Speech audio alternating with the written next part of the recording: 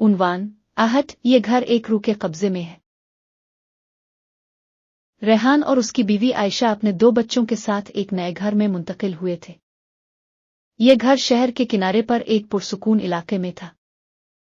घर की खूबसूरती और खुलापन उन्हें फौरन ही भा गया था। लेकिन इस घर के बारे में महल्ले के लोगों की खामोशी ने रेहान को थोड़ा उलझन में डाल दिया। पहली रात जब वो सब नए घर में पहुंचे, एक अजीब सी खामोशी ने हर तरफ डेरे डाल रखे थे। आयशा ने एक लम्हे के लिए महसूस किया कि ये घर मामूली नहीं लगता, लेकिन रेहान ने इसे नजरअंदाज करते हुए कहा, ये सब वहम है, परेशान होने की जरूरत नहीं। लेकिन आयशा के दिल में एक अजीब सा खौफ बैठ गया था, जैसे कुछ अनदेखे साए उनके आसपास घूम रहे हों। पहले चंद दिन तो मामूल के मुताबिक गुजरे, लेकिन फिर अजीब और गरीब वाकयात शुरू होने लगे। एक रात रेहान को नींद के दौरान अचानक ऐसा लगा जैसे किसी ने इसका बिस्तर हिलाया हो। इसने आंखें खोलकर इर्द गिर्द देखा, लेकिन कोई नहीं था। वो खामोशी से दोबारा सो गया, ये सोचकर कि शायद वो ख्वाब देख रहा था। लेकिन फिर ये वाकयात मामूल बन गए। कभी दरवाजे खुद ब खुद खिल जाते, कभी रोशनी खुद ब खुद बंद हो जाती। आयशा ने एक दिन बाथरूम में किसी को अपने पीछे खड़ा महसूस किया, लेकिन जब पलट कर देखा तो वहां कोई नहीं था। रेहान और आयशा के दोनों बच्चे अली और ज़ारा उन वाकयात से सबसे ज्यादा मुतासिर हो रहे थे। अली ने एक दिन आयशा को बताया कि रात को एक औरत इसके कमरे में आती है और इसे घूरती रहती है। आयशा ने इसे यकीन दिलाया कि ये सब इसका वहम है, लेकिन ज़ारा ने भी कहा कि वो रात को किसी के कदमों की आवाज सुनती है। ये बातें आयशा को बेचैन करने लगे और रेहान से बात की। रेहान ने बच्चों की बातों को नजरअंदाज करते हुए कहा, ये सब बच्चों के जहन का खेल है, कोई रूह वगैरह नहीं होती। लेकिन दिल की गहराई में रेहान भी इस घर में कुछ गैर मामूली महसूस करने लगा था।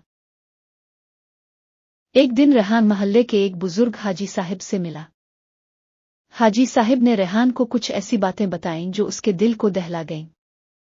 उन्होंने कहा, यह घर बरसों से बंद था और उसकी वजह एक पुरानी कहानी है। रेहान ने हैरत से पूछा, कौन सी कहानी? हाजी साहिब ने बताया कि इस घर में एक औरत का कत्ल हुआ था और उसकी रूह आज तक इस घर में भटक रही है।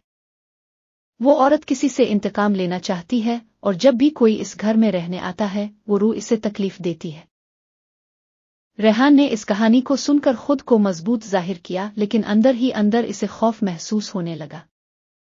इसने हाजी साहिब का शुक्रिया अदा किया और जल्दी से घर वापस आ गया।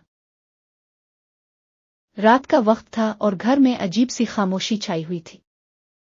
रेहान और आयशा ने बच्चों को सुला दिया और खुद भी सोने के लिए लेट गए। लेकिन आयशा को नींद नहीं आ रही थी। इसे यूं महसूस हो रहा था जैसे कोई इसके करीब खड़ा है।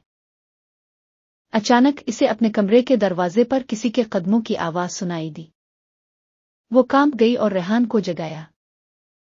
रेहान ने दरवाजा खोलकर देखा, लेकिन कोई नहीं था। आयशा ने खौफजदा होकर कहा, ये वही औरत है जिसका हाजी साहिब ने जिक्र किया था। रेहान ने इसे तसल्ली दी, लेकिन खुद भी अंदर से लरज रहा था।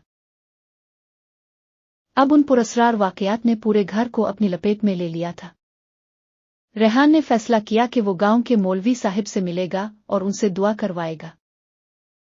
मौलवी साहिब ने रेहान की बात गौर से सुनी और कहा, इस घर में वाकई एक बदरू है। इसका ताल्लुक इस औरत से है जिसका कत्ल हुआ था।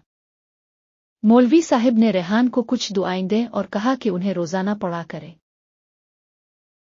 एक रात जब सब घर वाले दुआएं पढ़ रहे थे, अचानक घर में तेज हवाएं चलने लगे। दरवाजे जोर जोर से बंद होने लगे और रोशनी बुझ गई। रेहान ने बच्चों को कमरे में छुपने का कहा और मौलवी साहिब को फोन किया। मौलवी साहिब फौरन घर पहुंचे और दुआ शुरू की। अचानक एक साए ने मौलवी साहिब के सामने आकर चीख मारी, मुझे इंसाफ चाहिए, मुझे इंसाफ चाहिए। ये वही औरत की रूह थी जिसका कत्ल हुआ था। रेहान ने हिम्मत करके मौलवी साहिब के साथ दुआ में शामिल हो गया।